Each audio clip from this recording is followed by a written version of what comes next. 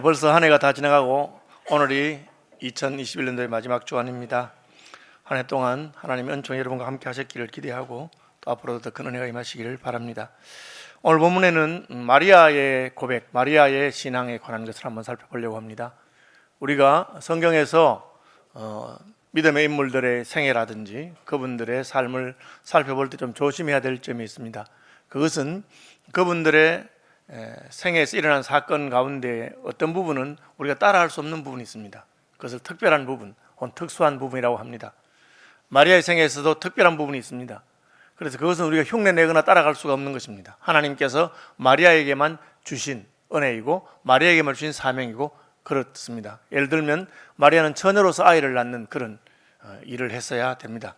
이 본문을 꺼내받아서 어떤 소녀가 나도 마리아처럼 처녀로서 아이를 낳아야 되겠다 그렇게 생각할 수 있지만 그것은 가능한 일도 아니고 하나님 그렇게 부르신 것도 아닙니다. 그것은 하나님의 구원 역사에 있어서 특별하게 마리아에게 하나님께서 허락하신 그런 사건입니다. 그럼 그 사건을 우리가 왜 공부하고 배우고 또 교훈을 받습니까? 그것은 특별한 사건이긴 하지만 그 사건에서 우리에게 주시는 보편적인 교훈이 있을 수가 있습니다. 그래서 마리아에게 적용된 특별한 사건이 우리의 삶에는 어떻게 적용될 것인가 그렇게 하는 것이 성경을 해석하는 것이고 또 신학적으로 배경을 가지고 살펴볼 수 있는 것입니다. 우리는 특별한 것과 보편적인 것을 잘 살펴서 마리아의 사건에서 이건 특별한 것이고 내가 따라갈 수 없지만 그러나 그 사건 가운데 내게도 적용될 수 있는 보편적인 것은 무엇인가 하는 것을 살펴보아야 할 것입니다. 하나님은 마리아에게 메시아의 어머니가 되기를 요청하시고 마리아를 선택하셨습니다. 그것은 우리와 상관이 없는 것입니다. 우리 중에 아무도 메시아의 어머니가 될 수 없고 이미 메시아는 탄생하신 것입니다. 그런데 이단들이나 잘못된 가르침을 하는 사람들 가운데는 마치 그것이 가능한 것처럼 그렇게 말하는 사람들이 있습니다. 이를테면 예수님이 임하신 성령이 내게도 임했기 때문에 예수님이 하나님의 성령이 임해서 메시아가 된 것처럼 나도 재림 예수가 되었다. 왜? 성령께서 내게 임했기 때문에 그렇다. 그렇게 말하는 것입니다. 그건 잘못된 것입니다. 그런 분에게는 성령이 임했는지도 모르겠지만 성령이 임한다고 해서 우리가 재림 예수가 되는 것은 아닙니다. 그것은 예수님께서 특별한 분이시고 또 마리아가 특별하기 때문에 그렇게 하는 것입니다. 그러므로 우리는 마리아에게 임한 특별한 부름에 대해서 우리가 부러워할 필요도 없고 흉내낼 필요도 없습니다. 하나님은 마리아를 그런 식으로 부르셨습니다. 마리아는 처녀로서 아이를 낳게 되었습니다.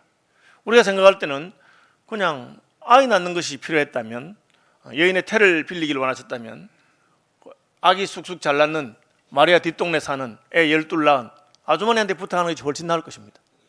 마리아는 결혼한 경험도 없고 마리아는 아직까지 애를 낳은 경험도 없는데 하나님께서는 마리아에게 그 일을 부탁하십니다. 왜 그렇습니까?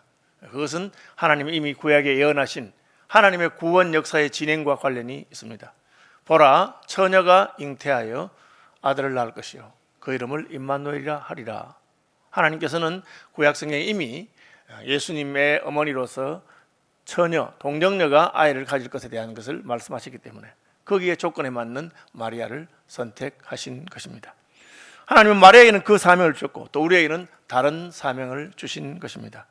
그러므로 마리아의 부름에 대해서 우리가 부러워하거나 질투할 것이 아니라 하나님이 내게 부르신 나의 부름은 무엇인가를 잘 생각하고 나는 내 부르심을 잘 감당하면 되는 것입니다.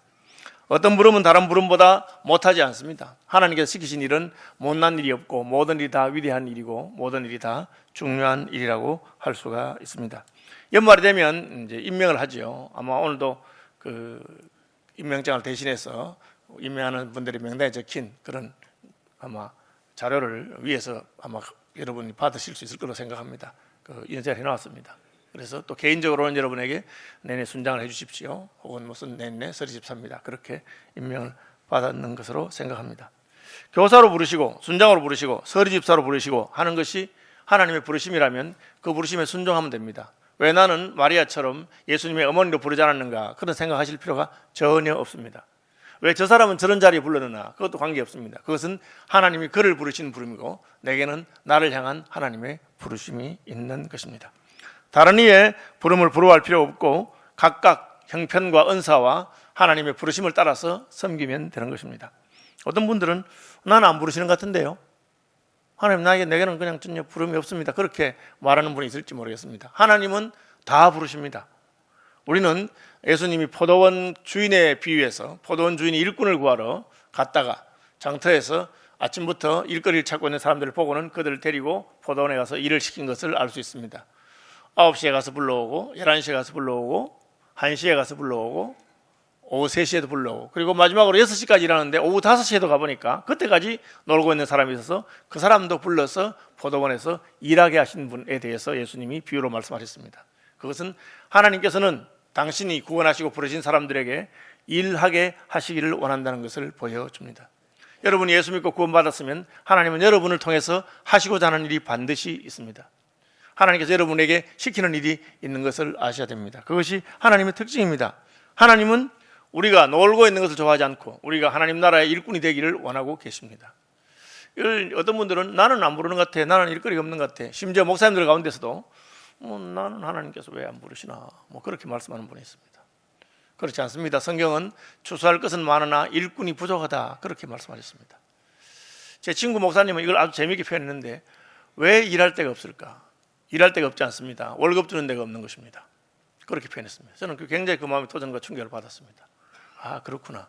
하나님께서는 일하게 하시는구나. 내가 원하고 내가 기대하는 방향의 일이 없지만 하나님이 원하시고 하나님이 필요한 일자리는 반드시 있는 것입니다. 그것은 나는 마리아 일을 할 수는 없지만 하나님이 내게 부르신 그 일을 하면 됩니다. 저도 하나님께서 내게 일을 주지 않았던 때가 있습니다. 저는 영국에 유학 갔다 와서 학생신앙운동에 복귀하기를 바랬는데 교단의 형편과 여러 가지 형편 때문에 저는 학생신앙운동으로 복귀하지 못했습니다. 자그마치 1년 동안 저는 갈 곳이 없었습니다. 제가 원망하는 마음이 생겼습니다. 하나님 왜 이러시나요? 하나님 왜 제게 자리를 주지 않습니까? 그렇게 했습니다.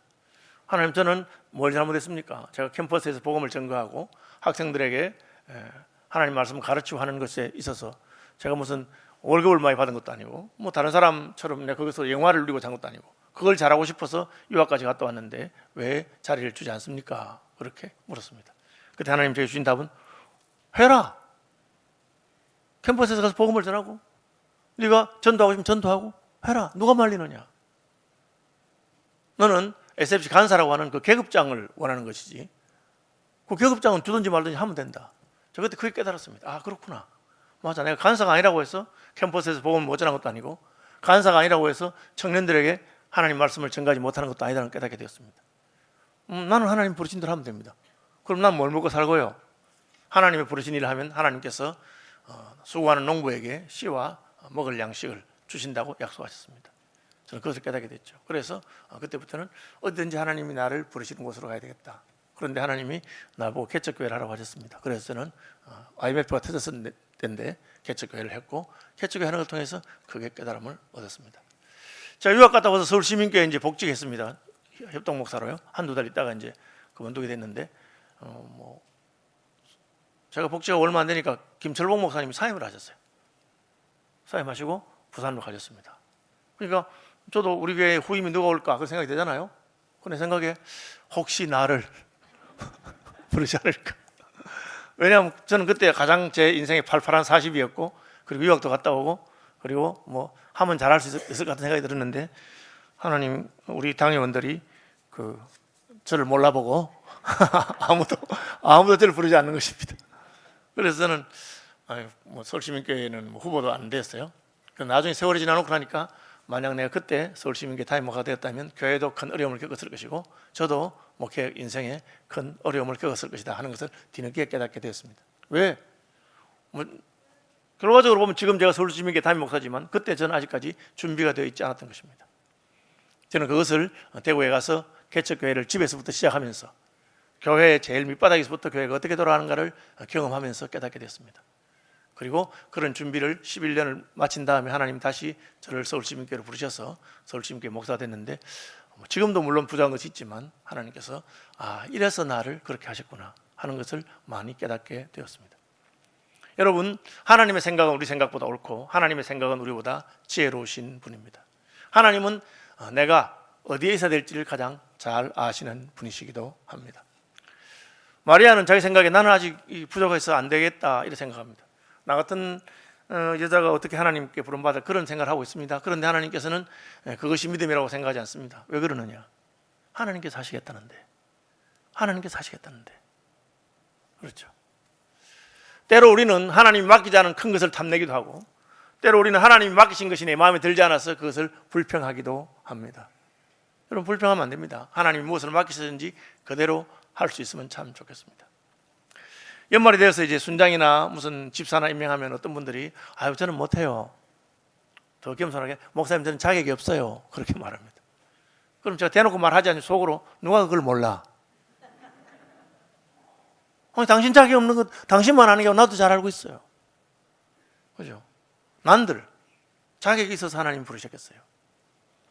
주사할 것은 많으나 일꾼이 부족하기 때문에 하나님께서 부르신 것입니다. 그냥 하면 돼요. 잘하려고 할 필요가 없습니다. 내 최선을 다해서 하면 됩니다. 하나님은 내 능력이 넘게 하는 걸 원치 않습니다. 헌금도 마찬가지입니다. 형편도 안 되는데 빚내서 헌금하라고 하시는 분은 아니십니다. 하나님이 복을 주셨으면 헌금하면 됩니다. 하나님 안 주셨으면 그냥 감사하고 예배드리고 하면 됩니다. 먹고 죽을 것도 없는데 어떻게 헌금하겠어요? 안 하는 거죠. 일도 마찬가지입니다. 그냥 하나님이 시킨다고 해서 나는 적어도 이 정도 수준의 장로가 돼야 되고, 이 정도 수준의 집사가 돼야 되고, 이 정도 수준의 순장이 돼야 되고, 그렇게 하면 못하는 거죠. 그죠? 그럼 어떻게 되는지 압니까? 자기가 안 하면서 가만히 있으면 좋은데 다른 사람 보고 욕을 합니다. 준비도 안 된 저것이 무슨 순장이냐? 왜? 나도 안 하는데 나보다 못한 것이 하니까 기분이 나쁜 거죠. 여러분, 그런 것이 아닙니다. 그냥 하나님 시키니까 하는 것이죠. 네. 저는 하나님이 시키는 대로 해야 한다는 것을 많이 깨달았습니다. 그래서 하나님이 저를 SFC 대표 간사로 복직도 안 시켜주시고, 서울시민교회는 목사님 배웠는데 청빙도 안 하고, 그러는데 저를 보고 개척하자고 하는 사람들이 있어서 개척하게 됐습니다.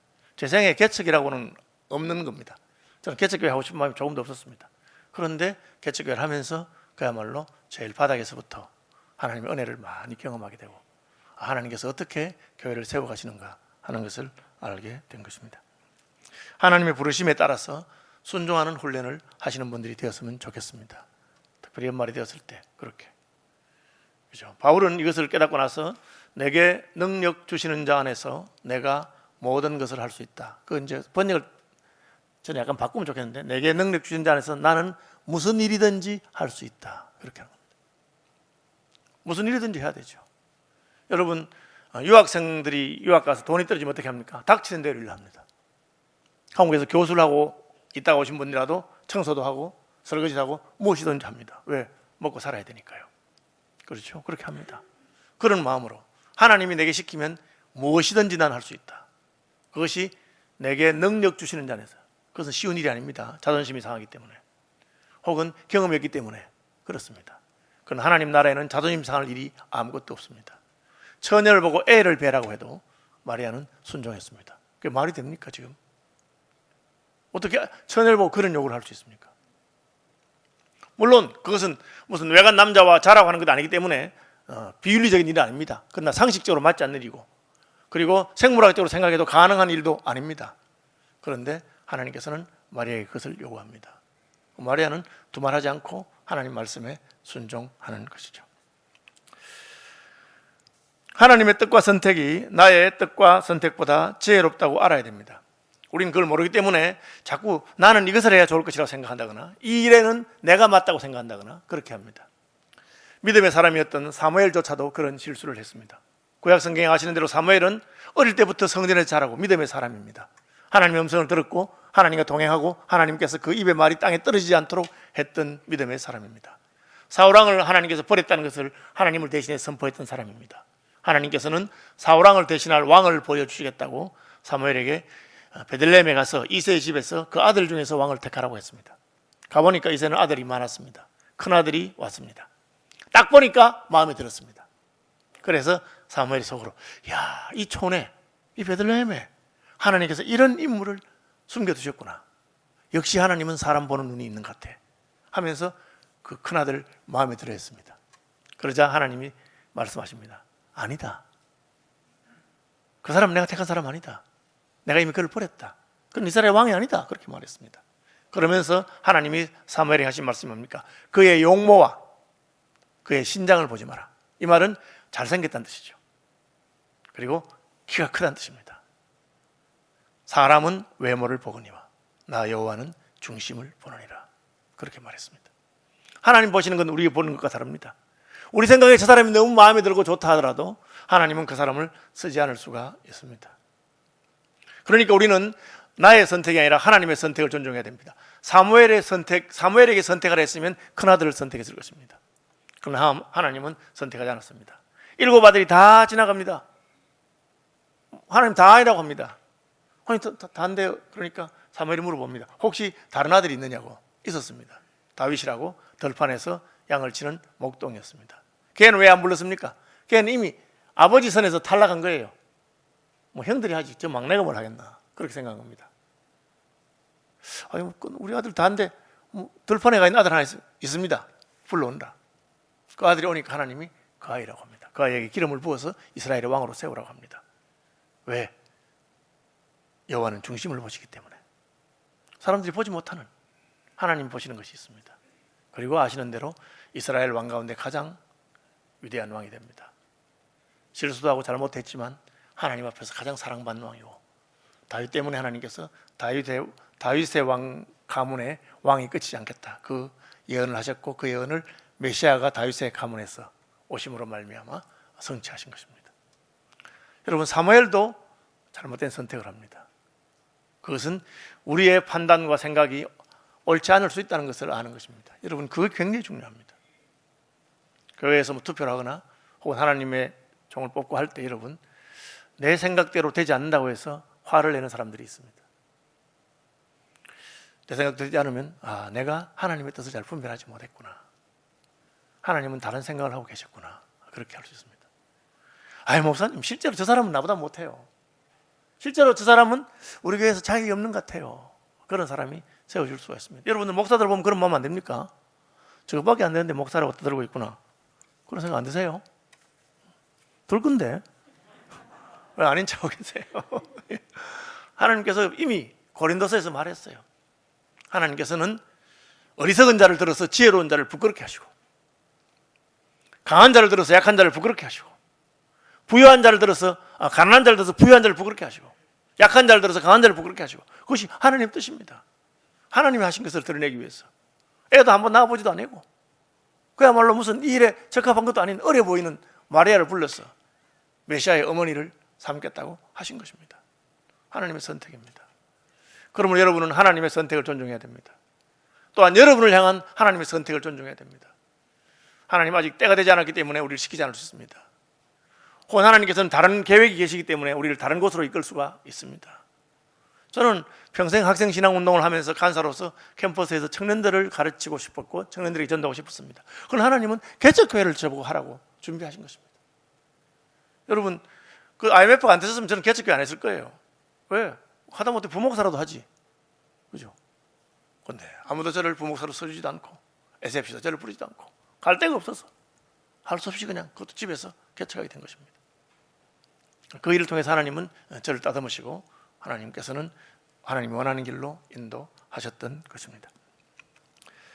연말이 되어서 여러분이 여러분의 마음에 안 드는 부서에 배정을 받는다거나 여러분에게 맡긴 일이 마음에 안 들 때도 그냥 하나님의 뜻이 있으려니 하고 순종하고 그 일을 열심히 해보십시오. 바울은 믿음의 사람이고 성령 충만한 사람입니다. 그건 아시아에서 복음을 전하는 것이 하나님의 뜻이라고 생각했습니다. 그런데 아시아에서 복음을 전하는데 성령이 아시아에서 복음을 전하는 것을 막았습니다. 이 말이 됩니까? 내가 옳은 일을 하고 있잖아요. 복음을 전하는데 성령께서 바울로 하여금 아시아에서 복음을 전하지 못하게 하십니다. 아시아에서 복음을 전하는 게 나쁜 일이라서, 잘못된 일이라서가 아닙니다. 하나님께서는 지금 바울을 유럽으로 부르시기를 원하시기 때문입니다. 아무리 애를 써도 안 되는 겁니다. 그렇게 깨닫지 못하니까 꿈에 하나님께서 마케도니아 사람을 보내서 마케도니아로 건너와서 우리를 도우라, 그렇게 했습니다. 그제서야 바울은 하나님께서 자기를 마케도니아로 부르신 줄 알고 마케도니아로 갑니다. 저하고 저 집사람하고 결혼할 때 저 집사람은 꿈을 10번쯤 꿨습니다. 선보기 전날 제 얼굴을 봤습니다. 꿈에. 대단히 신령한 사람처럼 보이죠? 아닙니다. 저는 거꾸로 해야겠습니다. 저는 꿈 한 번도 안 꿨습니다. 왜? 꿈 안 꿔도 잘 알기 때문에. 꿈 꿀 필요가 없습니다. 저는 기도하고 만나서 대화해보면 아는 것이죠. 집사람은 기도하고 만나서 대화해보니까 이 권원 강도사로 가는 분은 부모님도 안 계시고 딸린 군 식구들도 많고 오면 고생할 것 같고 그때는 풍채도 없었어요. 말라서 볼만한 것이 없었습니다. 사람은 괜찮은 것 같은데 또 이제 대화해 보니까 기도도 자기보다 열심히 안 하는 것 같고 이게 마음에 안 드는 거예요. 그러니까 이제 맞는가 아닌가 긴가민가 하니까 하나님 꿈에 얼굴도 보게 하고, 그죠? 그렇게 하는 겁니다. 그죠? 그러니까 어쨌든 하나님께서 인도하시는 것을 우리가 잘 분별해야 되겠죠. 어떻게 분별할 수 있습니까? 하나님이 나를 부르신 것을 어떻게 할 수 있습니까? 제일 쉬운 방법은 교회의 부름을 따라가는 겁니다. 여러분, 교회는 하나님의 뜻을 드러내는 공동체이기 때문에 교회가 여러분을 부르면 하나님의 부름이라 생각하면 됩니다. 제가 왜 대구 불꽃교회를 그만두고 서울시민교회로 왔습니까? 서울시민교회가 저를 불렀기 때문에 하나님의 뜻이 있는가 하고 생각한 겁니다. 마리아에게는 어떻게 했습니까? 천사를 보냈습니다. 천사가 가서 직접 말했습니다. 요즘 왜 천사를 안 보내죠? 예, 사탄도 광명의 천사로 자기를 가장할 수 있기 때문입니다. 여러분, 천사를 봤다고 해서 그것이 반드시 옳은 것인지 우리 알 수 없습니다. 오늘날 우리는 꿈을 꿨다고 해서 그것이 하나님의 뜻인지 알 수 없습니다. 그럼 어떻게 해야 됩니까? 하나님께서는 말씀을 주셨습니다. 성경 말씀을 주셔서 우리가 천사를 만나거나 혹은 꿈을 꾸거나 꿈을 꾸어서 하나님의 뜻인 줄 알았습니다. 그렇게 말하는 건 어리석은 것입니다. 꿈을 꾸어서 내가 하나님 말씀 살펴보니까 내가 말씀에서 깨닫지 못한 것을 하나님이 꿈을 통해서 깨우치셨기 때문에 말씀을 따라서 순종하는 것입니다. 천사가 나타났다 하더라도, 음성을 들었다 하더라도 그것 때문에 하나님의 뜻이라고 확신한 것이 아니고 내가 기도 중에 마음에 감동이 오고 음성을 들었는데 성경 말씀을 다시 돌아가 보니까 하나님이 이미 성경에 그렇게 말씀하셨는데 내가 그동안 욕심 때문에 혹은 다른 데 눈이 팔려서 보지 못했던 것을 깨닫게 되었어. 그렇게 순종이 됐다. 그렇게 하는 겁니다. 그죠? 기도하는 중에 저는 마음에 감동을 받을 때가 많이 있습니다. 교회를 개척하고 후원 요청서를 이만큼 써놓고 제가 붙이려고 안수하고 기도하는데 하나님께서 보내지 말라고 하십니다. 왜 보내지 말라고 할까요? 하나님께서 말씀을 주십니다. 너는 나를 신뢰하고 사람을 신뢰하지 마라. 그죠? 무엇을 먹을까 무엇을 입을까 염려하지 말아라. 내가 너를 책임지겠다. 저는 하나님의 뜻인 줄 알고 후원 요청서를 아무래도 보내지 않았습니다. 불꽃교회를 개척해서 예배당을 구하고 사택을 구하고 기도원을 구하고 하는 중에 아무에게도 저는 개인적으로 헌금을 요청한 적이 없습니다. 하나님께만 기도했습니다. 그러고 보니까 우리 믿음의 선배였던 허드슨 테일러 선교사님은 그것을 하나님의 뜻으로 알고 하나님이 기뻐하는 일을 할 때는 하나님께서 책임진다. 그래서 그것이 페이스 미션입니다. 믿음의 선배들의 길을 따라서 지금도 1,500명의 OMF 선교사님들은 개인적으로 헌금 요청하지 않습니다. 오직 하나님께만 기도합니다. 그리고 그들은 하나님의 공급을 경험하고 있습니다. 마리아에게 하나님 천사가 뭐라 합니까? 제가 아직 처녀인데 어떻게 아기를 낳겠습니까? 하니까 엘리사벳은 합니다. 하나님께서는 마리아에게 믿음을 격려하기 위해서 엘리사벳의 경우를 먼저 보여주었습니다.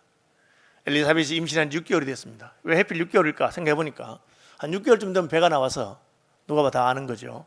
그래서 제가 살이 좀 찌니까 집사람이 나보고 6개월이라고 그래가지고 그랬는데 어쨌든 그걸 말하는 겁니다. 엘리사벳을 봐라. 평생 아기를 못 낳다가 할머니가 되는데 임신했다. 너희들 못할 일이 있겠느냐. 그걸 깨닫게 되는 것입니다. 하나님께서는 자기의 뜻을 우리에게 분명히 밝히십니다. 여러분 애매하거든 기다리면 됩니다. 누가 답답해요? 하나님 답답합니다. 하나님 여러분을 부르시길 원하신다면 바울이 모르니까 처음에는 길을 막으시다가 막아도 모르니까 이제는 꿈에 나타나서 마케도니아로 건너와서 우리를 도우라 그렇게 하십니다. 그래서 우리는 하나님의 뜻을 확신할 수 있어요. 저는 하나님의 뜻을 확신하고 결혼했고 확신하고 개척했고 확신하고 서울시민교회에 온 것입니다. 그러면 그 뒤는 하나님이 감당하십니다.